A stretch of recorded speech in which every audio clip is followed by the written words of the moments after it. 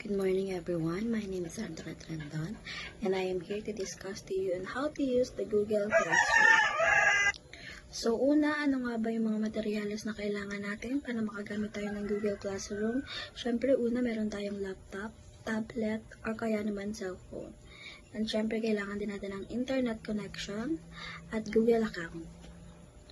At syempre kailangan din natin maintindihan ng mga interface sa Google Classroom. First, meron tayong key parts of Google Classroom which is yung stream.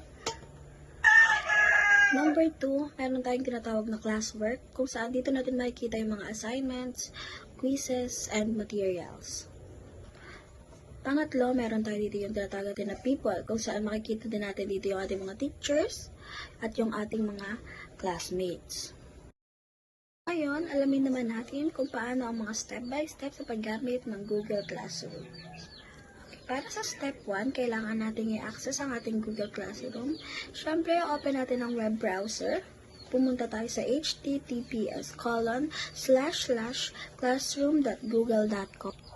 I-login ang inyong school Google account.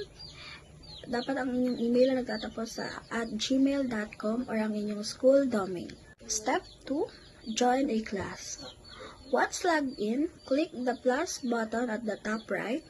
Select Join Class, enter the class code provided by your teacher, then click Join. Then you are now enrolled in the class. Step 3. Assessing and submitting assignments. Click on Classwork, find the assignment you want to complete, click View Assignment, and to submit your work, click Add or Create.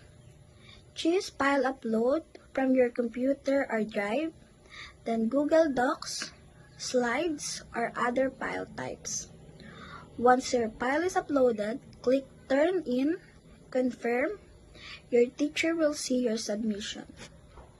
Now, let's proceed to the step 4, participate in class. Dito sa step 4, pwede kayong mag-comment sa post sa stream if allowed. Then, pwede din po kayong mag-reply sa teacher questions or participate in the quizzes.